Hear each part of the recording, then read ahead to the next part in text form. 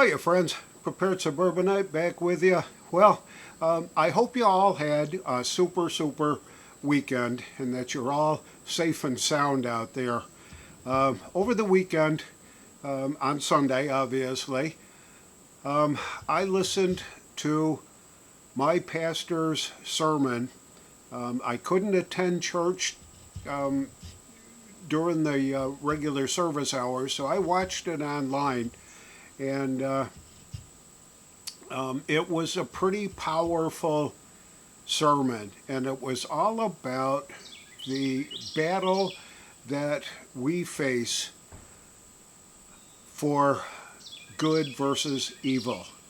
And that's what I want to get into today, because what I heard and what I applied from that sermon today really, and I applied it to what's going on in our presidential election. And I do believe that we are currently in the middle of a battle of good versus evil.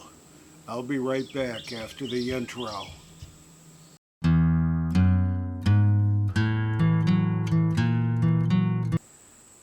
Well, it seems that we have been fighting this battle of good versus evil since the beginning of time, at least from a biblical perspective.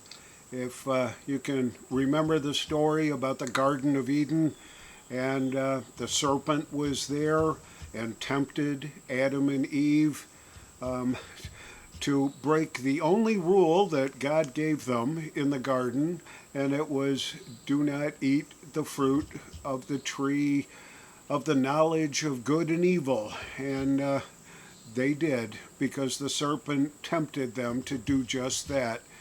And we've been fighting that battle all along.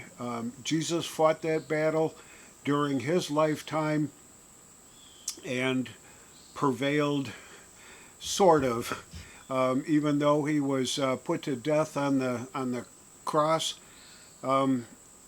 He had to face that battle of good versus evil. The main theme in the scripture lesson in the sermon today was the story about the Pharisees that tried to trick Jesus into committing himself to making a statement one way or another about whether they should, the folks in that area, should be paying the poll tax to Caesar.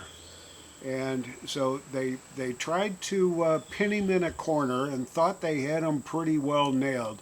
Because if he'd have said, no, you don't have to pay that, then, all hell would have broken loose.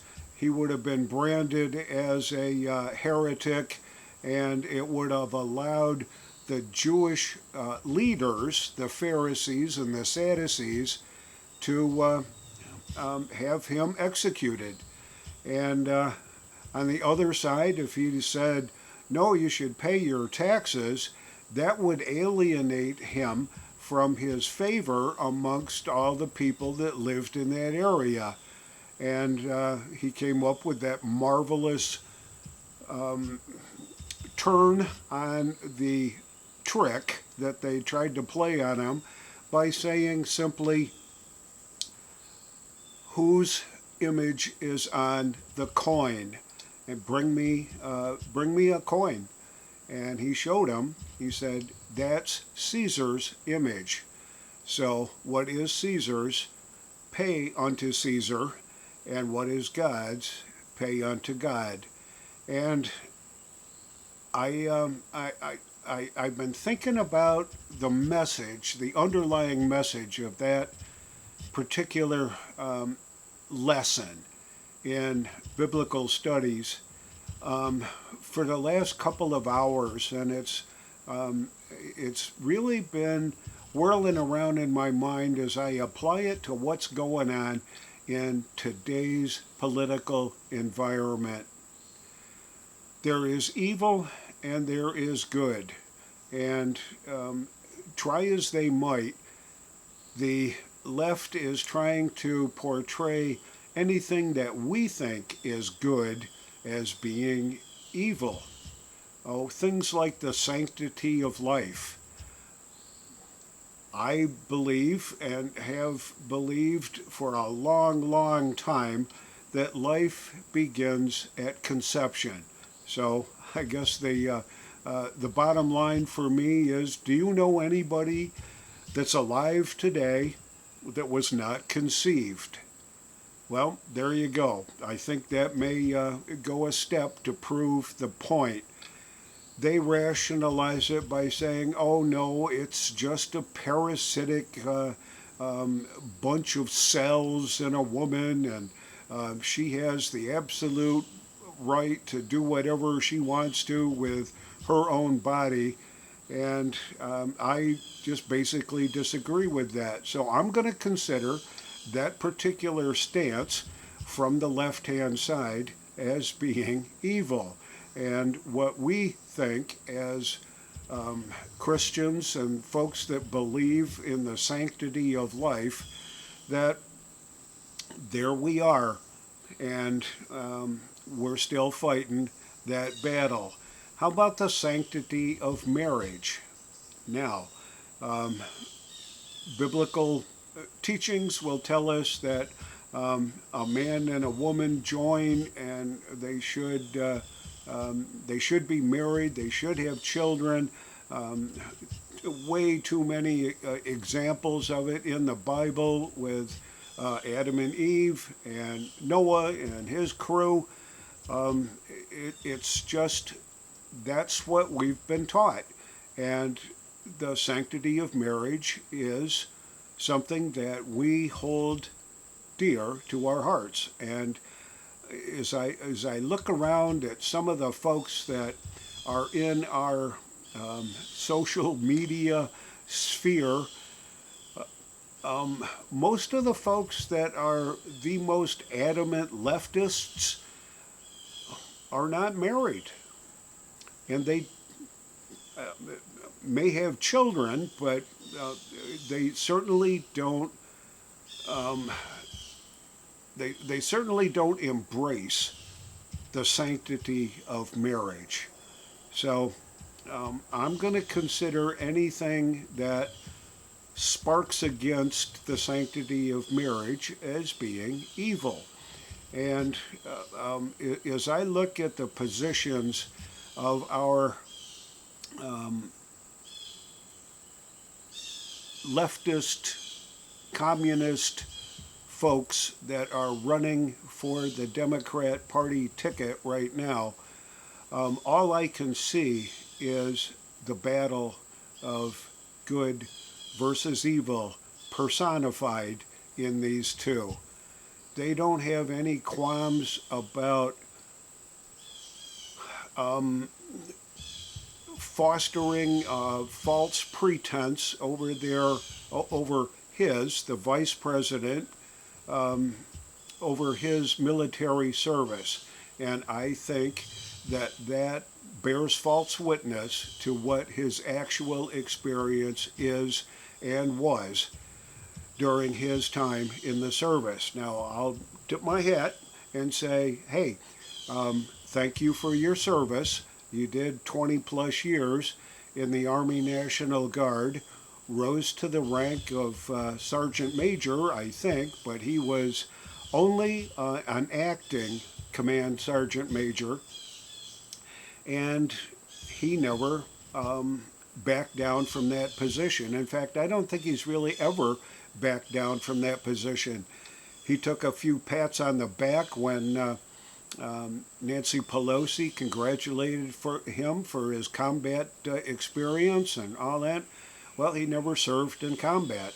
In fact, he knew combat was coming and decided that he was going to take a different road, and that's what he did. So to embellish his record, not a good thing in my mind.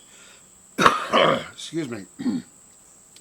Too many things that we battle on a day-to-day basis with conservative beliefs, the the belief in our Constitution, the belief that the Constitution is the law of the land, and that we, in fact, every member of Congress and every service person has to take an oath to uphold the Constitution. And what they're doing is everything that they can to undermine the rule of law in this country, and I consider that evil. There are a number of examples that I could list, but I think they all come to mind as you may think about this kind of a battle between good versus evil. There are so many other kinds of things that I made some notes so I didn't forget anything. And because I'm a prepper, I do believe that the left and the Democrat Party, because of their faith and belief and their support for the overreach of government, that they are undermining our individual liberties, and they are antithetical to our belief of self-sufficiency. They believe that folks need to be dependent on the federal government or the state government to make ends meet. That's why they have welfare programs and food stamps and all the stuff that they're doing for the illegal aliens, putting them up in hotels and all that, while our veterans are facing homelessness and all kinds of other nasty things, drug abuse and suicides and all that. I don't see them wanting to expend a whole heck of a lot of money to spend our tax dollars to support our veterans. And I just don't see that the reliance on federal government or the state government is the right answer. I think we all need to be well prepared. We need to be as self-sufficient as our skill sets allow us to be. The whole idea of gender ideology and the push to indoctrinate young children into believing that they can be whatever gender or sex they want to be, and the left is adamant in their position to be to have U.S. taxpayer dollars fund all this kind of nonsense surgically, so that little boys can become little girls and girls can become boys through a surgical process. I think that's darn evil. There's no support on the other side for folks that may be gender confused.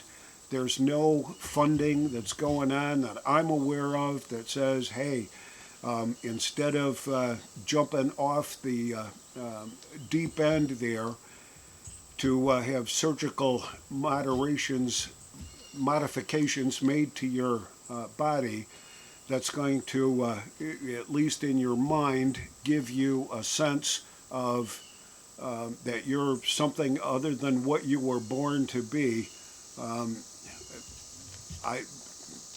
Show me where the funding is for that.